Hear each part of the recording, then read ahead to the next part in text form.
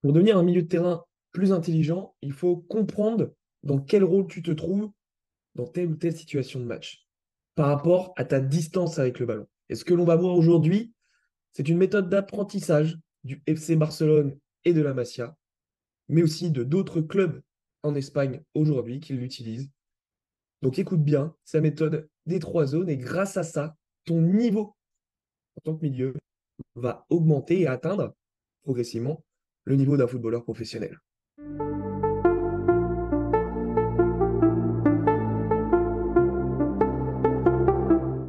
Salut à toi, j'espère que tu vas bien. Bienvenue sur la chaîne L'école des milieux. J'espère vraiment que c'est la forme, que tu as bien joué ce week-end ou que tu as bien joué cet après-midi. En tout cas, nouvelle vidéo qu'on va passer directement sur mon iPad pour découvrir les trois zones. Alors, au football, on a souvent des difficultés à comprendre ce que l'on doit faire sur certaines actions. On ne sait pas comment se positionner, on ne sait pas vraiment comment on peut aider son coéquipier. On est un petit peu perdu, on est un petit peu stressé par rapport à tous les éléments qui peuvent arriver durant un match de foot. Les consignes d'un coach qui crie, les supporters, les adversaires qui vont vite, l'intensité du match, les coéquipiers qui peut-être te communiquent ou même parfois te crient dessus. Tout ça fait qu'à un moment donné, tu es un petit peu perdu. Et l'objectif de la vidéo aujourd'hui, c'est de te donner des conseils très simples, mais d'un très très bon niveau, pour te permettre de résoudre toute cette panique que tu peux avoir lors d'un match de foot. Te permettre de mieux comprendre ton rôle, donc de mieux jouer, de moins stresser, de savoir, parce qu'en sachant, forcément tu vas être moins anxieux, tu vas être moins paniqué, parce que tu vas tout de suite, grâce à cette vidéo aujourd'hui, pouvoir mettre à des règles ultra importantes dans le milieu du foot pour mieux se placer, moins courir et surtout mieux jouer, performer et progressivement, au fil de toi dont tu mettras en place tous mes conseils, atteindre en effet le niveau d'un footballeur professionnel. Aujourd'hui, voyons les trois zones. Comme tu le vois sur l'image, donc un match Lens-Monaco, nous avons trois zones. D'accord? Trois zones dessinées en cercle. Ces zones partent du ballon et non, logiquement du porteur de balle de ton équipe. Ces trois zones fonctionnent quand ton équipe a le ballon. Tu vas avoir la zone 0, la zone individuelle, où on sera sur les capacités individuelles du joueur en possession du ballon. Là, dans cette situation pour lancer Machado, donc ça va être les qualités de Machado. Comment il est en capacité de dribbler en 1 contre 1, sa vitesse, ses capacités techniques à faire des passes, etc. La zone 0 concerne uniquement un seul joueur, c'est la zone individuelle. Nous allons passer ensuite à la zone 1, qui est la zone d'aide mutuelle, la zone de support, la zone de soutien, qui va concerner du coup les joueurs dans le cercle bleu, qui sont Medina et Adrien Thomasson.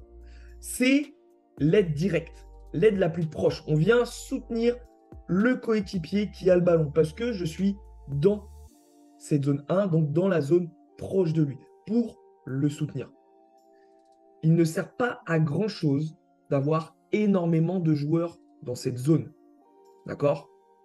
Selon la stratégie du coach, il peut n'y avoir qu'un seul joueur dans la zone d'aide mutuelle parce qu'on considère justement que Machado est extrêmement fort en 1 contre 1. Donc on le laissera en 1 contre 1. Forcément, s'il y a beaucoup de joueurs, on rajoutera 2 à 3 joueurs dans cette zone mutuelle. Ensuite, selon les consignes du coach, peut-être qu'il y en aura plus, mais pour moi, dans la logique, c'est ça.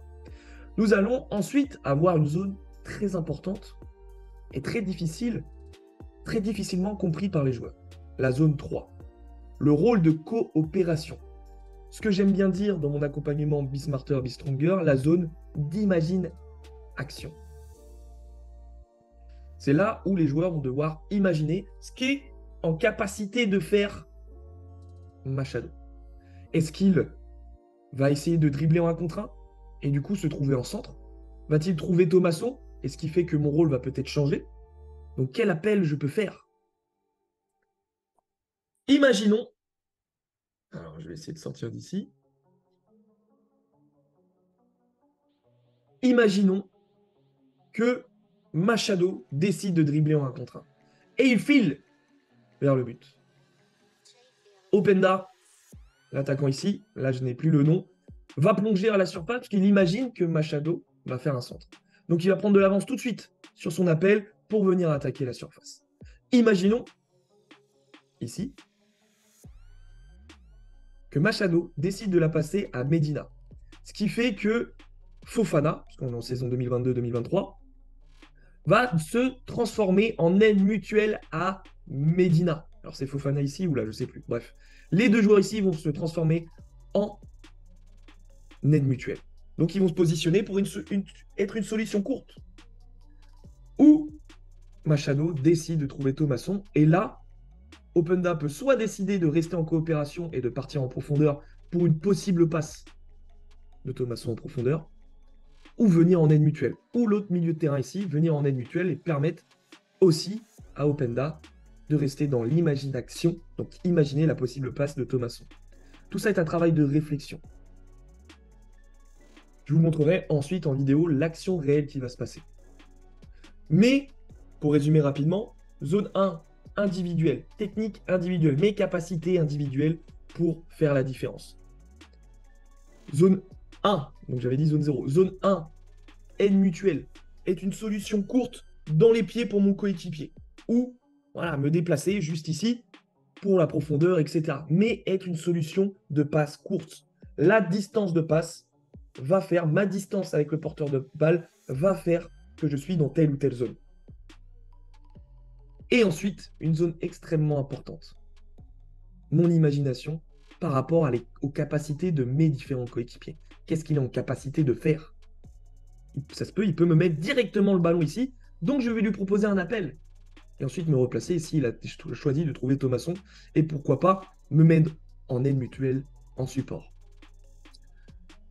Notre capacité à être de mieux en mieux, à être meilleur dans ces différentes zones, ça va être notre enchaînement des matchs, notre expérience, mais aussi ce genre de vidéos, ce genre d'apprentissage et ce genre d'analyse de match par rapport à des joueurs pour nous en tant que milieu de terrain, comme Thomasson, comme Fofana, etc., etc. Donc voyons maintenant la vidéo en réel. Action de lance 2022-2023. Super, je rajoute une petite parenthèse. Super conduite de balle pour fixer le joueur ici et rentrer dans le demi-espace de Medina.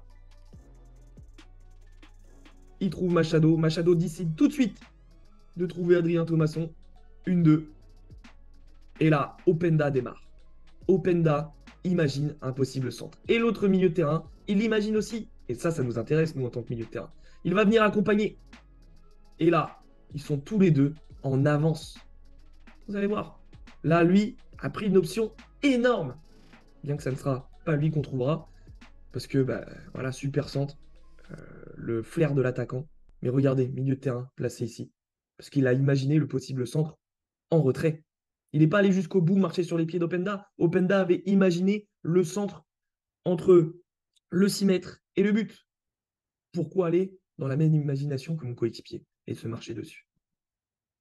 Donc voilà, messieurs, toute l'importance de ces trois zones, la capacité individuelle de mon coéquipier ou de moi-même qui me retrouve en zone 0, mes aides mutuelles autour et forcément les coéquipiers ou moi-même, encore une fois, qui imaginons les possibilités d'action. Voilà, messieurs. J'espère que cela vous a aidé. En tout cas, vous allez mieux comprendre votre rôle, mieux vous placer et être beaucoup plus performant pour votre équipe et surtout pour vous si vous recherchez à jouer à un meilleur niveau. N'hésitez pas à me rajouter sur Facebook ou Instagram avec le nom Axel Entraîneur Milieu. En tout cas, moi, je vous souhaite un bon dimanche, une bonne semaine. On se retrouve dès la semaine prochaine. Ciao!